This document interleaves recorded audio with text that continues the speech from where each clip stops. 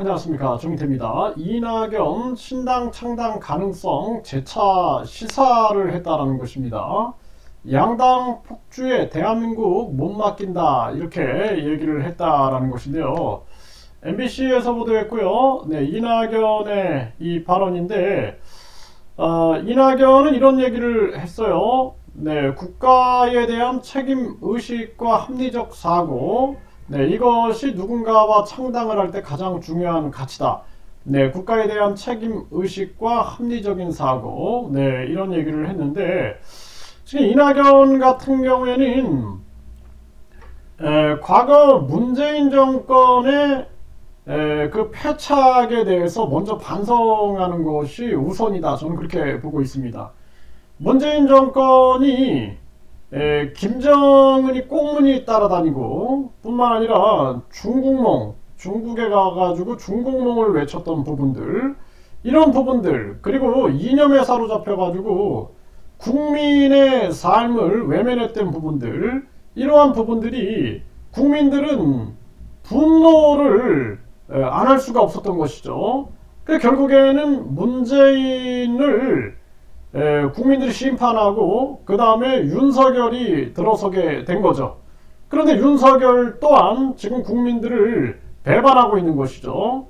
결국에는 윤석열의 지지율이 떨어지고 있고 지금 많은 정치적 혼란들이 오고 있는 그러한 정황인데, 이낙연이 신당 창당을 한다 이럴 때는 가장 중요한 것은 이낙연이 문재인 정권에 대한 패착을 분명하게 지적을 해야 한다는 거예요. 그렇지 않고 문재인의 그늘에서 뭔가를 전개한다 그러면은 국민들에게 절대로 이는 지지받을 수 없을 것이다. 저는 그렇게 생각을 하게 되고, 양당 폭주에 대한민국을 못 맡긴다 이런 얘기를 했는데, 이 양당에 자기도 민주당이잖아요. 자기도 민주당입니다. 이 부분에 대해서 분명한 논리를 풀어야 된다. 저는 그렇게 생각을 하게 되고, 지금 현재 대한민국은 윤석열당, 이재명당 이 두 정당의 싸움 때문에 국민들은 고통 속에서 헤어나오지 못하고 있는 거죠.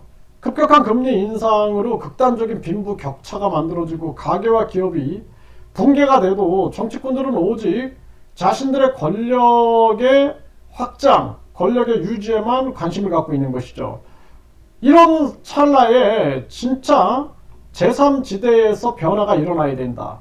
정치쇼 말고, 네, 정치 물타기 하는 그러한 깜짝쇼 말고, 국민 기망 정치쇼 말고, 진짜 이 나라와 이 국민들을 위하여 움직일 수 있는 그런 세력이 필요하다. 저는 그렇게 생각을 합니다. 그래서 뭐 장기표의 특권 폐지당의 그 정신, 특권을 폐지하겠다, 이러한 정신과 더불어서 금태섭이나 양양자나 또는 이준석이나 이낙연이나 많은 사람들이 머리를 맞대고 자기 이익이 아닌 국가와 국민을 살리겠다라는 각오로 움직여야 되고, 가장 중요한 가치는 기본적인 거는 안보죠. 네, 안보가 얼마나 중요합니까? 그리고 북한 김정은의 지금 4대째 세습, 저걸 비판할 수 있어야 되는 거예요. 저 신정 정치에 대해서 비판할 수 있어야 되고, 북한의 인권과